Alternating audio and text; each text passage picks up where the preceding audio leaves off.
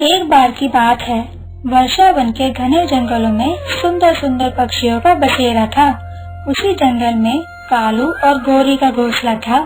कालू और गोरी आपस में बहुत खुश रहा करते थे, क्योंकि कालू बहुत मेहनती कौवा था। बाहर के सभी काम किया करता था और पत्नी बच्चों को भी खुश रखा करता था। कालू जी, अब हमारा बेटा बड़ा हो गया है, इसको स्कूल में डालने का वक्त हो चुका है, जिसके लिए हमें पैसों की जरूरत होगी।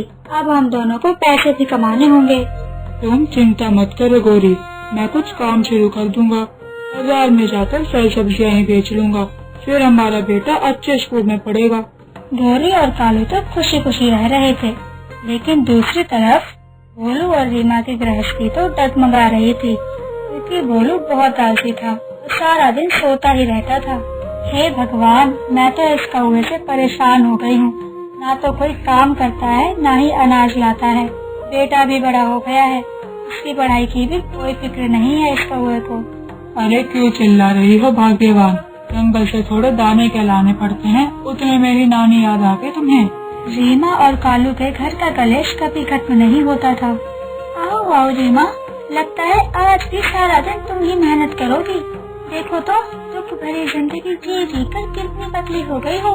क्या बताओ गुलाबी, तुम सबको तो सब पता है, मेरा पति सुधरने का नाम ही नहीं ले रहा है।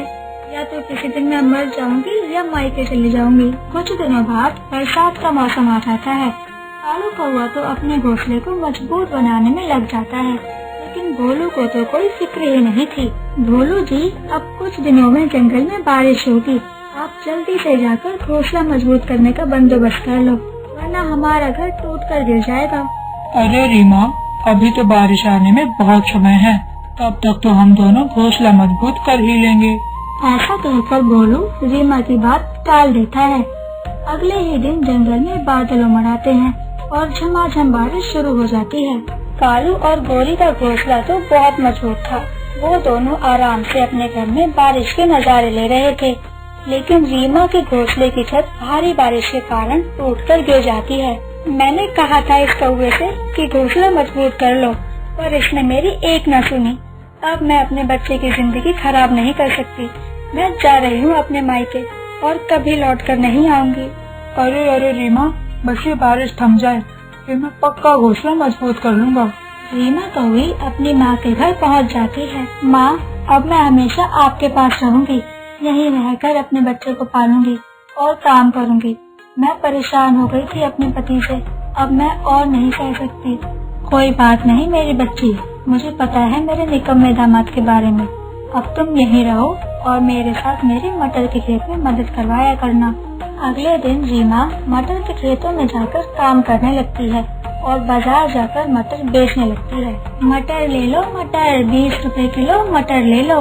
मटर बेच कर रीमा पैसे कमाती है और अपने बेटे को भी पढ़ाती लिखाती है। पर भोलू का हाल रीमा के बिना बेहाल था। न तो उसे अनाज मिलता, न ही खाना, और मजबूरन उसे घास के घोंसले में रहना पड़ रहा था। अरे रीमा के बिना तो मुझसे कुछ नहीं हो पा रहा, इस तरह से तो मैं भूखे ही मर जाऊंगा। भोलू की ये बातें कबूतर सुन लेता है और वो भोलू को समझाने की कोशिश करता है। अरे दोस्त, भाभी के जाने के बाद से तुम्हारी हालत बिल्कुल ठीक नहीं है। देखो भोलू, अब तुम्हें सुधरना होगा और भाभी को वापस घर लाना होगा, तभी तुम खुश रह पाओगे। कबूतर दोस्त, मैं इतना तो समझ चुका हूँ कि बिना मेहनत के इस दुनिया में कोई नहीं रह सकता। अब मैं अपने बीवी को घर लाऊंगा और खूब मेहनत भी करूँगा। भोलू कौवा अपनी बीवी को लेने अपने ससुराल जाता है। रीमा, मैं तुम्हें लेने आया हूँ और मैं वादा करता हूँ जो तुम कहोगी मैं वही करूँगा और खूब मेहनत करूँगा, कालू भैया की तरह। मैं आपकी बातों का अब और यकीन नहीं कर सकती। मेरी जिंदगी खराब कर दी थी आपके इस आलस ने। बेटा रीमा, दामाद जी को एक मौका देकर देखो, क्या पता उनमें सच में कोई सुधार आया हो। अपनी माँ की बातें सुनकर रीमा वापस अपने पति के साथ चली जाती है। इस बार भोलू में सचमुच सुधार आया। भोलू अनाज भी लाता और एक प्यारा सा घर भी बनाया। इस तरह से कौवों का परिवार खुशी खुशी रहने लगा।